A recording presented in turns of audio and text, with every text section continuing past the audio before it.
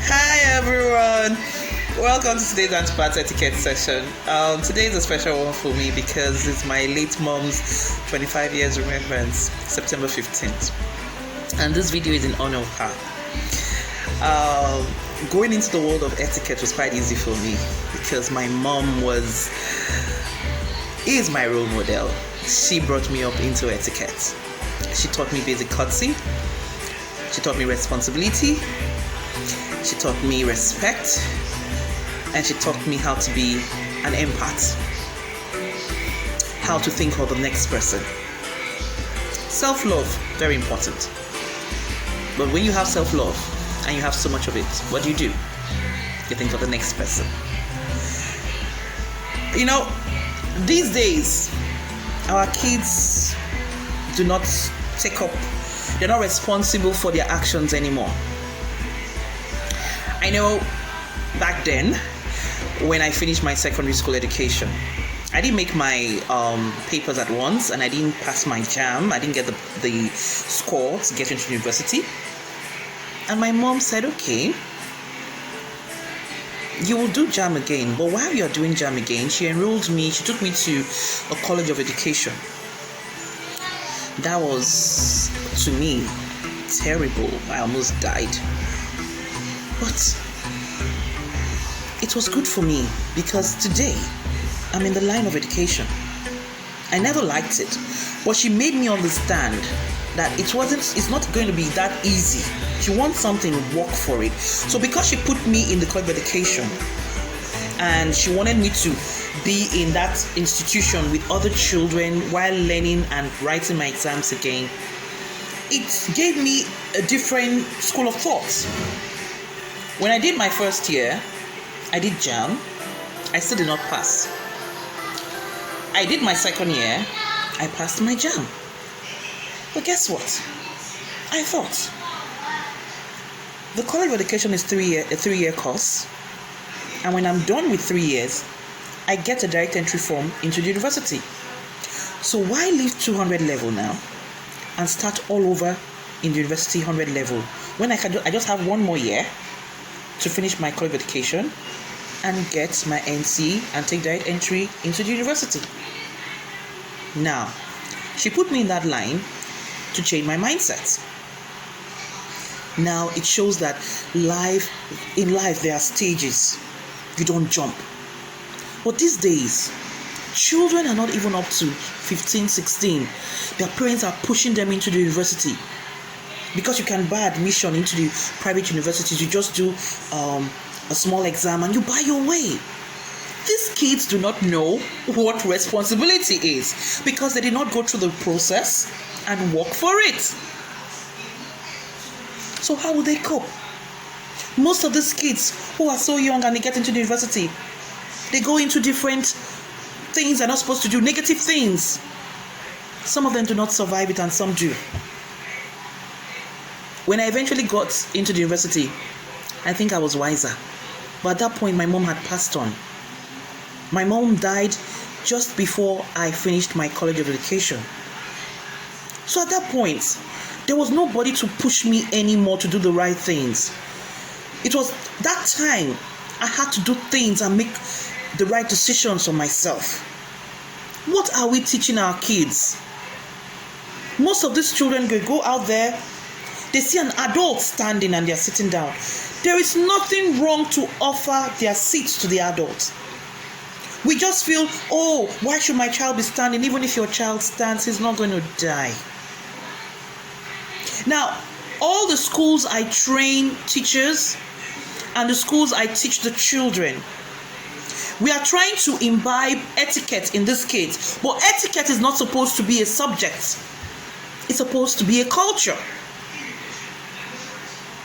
A culture which they must live by to make it in life. Manners will take these children further than any education will. Manners.